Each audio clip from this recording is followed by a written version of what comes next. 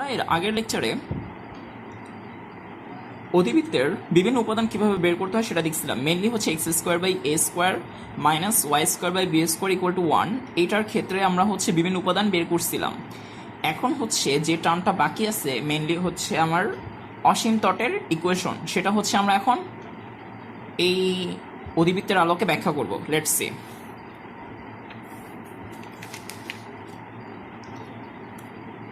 অধিবৃত্তের চেহারাটা তো এরকম, এটা তো আমরা অলরেডি বুঝে গেছি। সো এগুলো আমি এখন আর বলবো না, সি কোনটা এস কোনটা, এগুলো আমি আর কিছুই বলবো না। ওকে, সো খেয়াল করি এখানে যদি আমরা অসীম তটের আমরা চিত্র এঁকে হচ্ছে এটার সংজ্ঞা দেওয়া ট্রাই করবো। ওকে, সো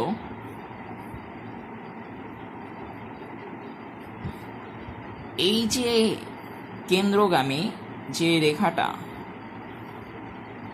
এটা হচ্ছে আমি ধরে নিলাম অসীমের কোনো একটা জায়গায় এই সরলরেখাটা এই অধিবৃত্তকে ইন্টারসেক্ট করবে। ওকে, জাস্ট এটুকু জেনে রাখি, আর বইয়ে সুন্দর করে সংজ্ঞা দেওয়া দেখে নেব। So let's see. সো এখান থেকে আমি ধরে নিলাম এরকম একটা স্ট্রাকচার। যাই হোক, সো এখন হচ্ছে আমরা এটার ইকুয়েশন ডেভেলপ করব। আমি ধরে নিই এটার হচ্ছে ইকুয়েশন হচ্ছে Y equal to M X plus C. এটা তো আমরা অলরেডি জানি, তাই না? ওকে,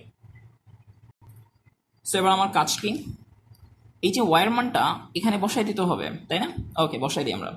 x square by A square minus হচ্ছে M X plus C whole square by B square equal to 1।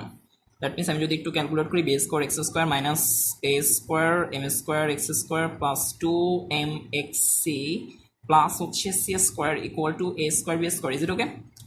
I think okay. So খেয়াল করি এবার আমরা হচ্ছে সব এক্স স্কোয়ার এক্স এগুলার সাহায্যে প্রকাশ করে ট্রাই করবো। That means B square X square, এটা আমরা বলতে পারি অ্যাট দ্য সেম টাইম কি minus A square M square X square, তাই না? সো আমি যদি এটাকে কমন নিয়ে নিই তখন কিন্তু আরও ঝামেলা কমে যায়, মানে আমি লাইন গ্যাপ দেবো। এবার এক্স স্কোয়ার যদি আমি কমনই থাকে কি B square minus A square M square, এরপর কি থাকে প্লাস 2 m এ স্কোয়ার সি এক্স, এরপর কি থাকে হচ্ছে প্লাস প্লাস না বলে মাইনাস বলে দিই, minus A square C square minus A square B square equal to 0। Okay, এখন কথা হচ্ছে এই রেখাটা আমি আগেই বলছি এটা কোথায় ছেদ করবে? অসীমে ছেদ করবে। অসীমে ছেদ, যেহেতু অসীমে ছেদ করবে তার মানে হচ্ছে এক্স স্কোয়ারের সহগ 0 হবে এবং হচ্ছে এক্স এর সহগ কত হবে? 0 হবে। সো লেটস সি, তাহলে আমি এখান থেকে বলতে পারি না বি স্কোয়ার মাইনাস হচ্ছে A square M square equal to কি হবে? 0। সো আমরা এখান থেকে বলতে পারি A square M square equal to কি হবে? বি স্কোয়ার, বা M square equal to B square by A square. That means M equal to plus minus B by A. এবার এক্স এর সহগ যেটা সেখান থেকে অবজার্ভ করি, এক্স এর সহগ কি আছে? 2m a square C. That means 2m a square C equal to কত? 0। আমরা যদি এখান থেকে আমরা ক্লিয়ারলি বলতে পারি সি ইকুয়াল টু কি হবে? 0 হবে। এবার আমি ইকুয়েশনটাকে কি ধরছিলাম? Y equal to M X plus C. So আমি যদি এটা বলি Y equal to M X plus C, এবার আমি এম এর মানও জানি সি এর মানও জানি, আমরা বসাই দিতে পারবো না?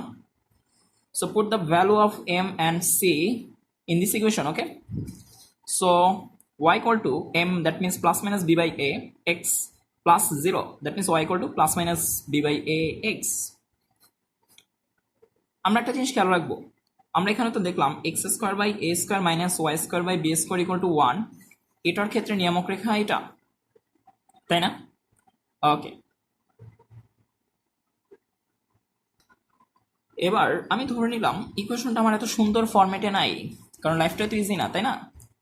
এখানে আছে হচ্ছে X minus something square star square divided by A square minus Y minus box square divided by B square equal to 1।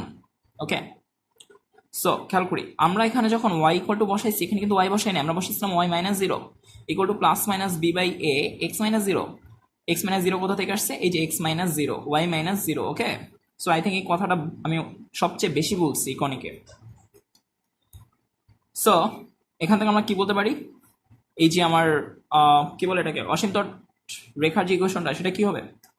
y minus জিরোর জায়গায় y minus box equal to plus minus B by A X minus, sorry box, হ্যাঁ okay ঠিক আছে, X minus star.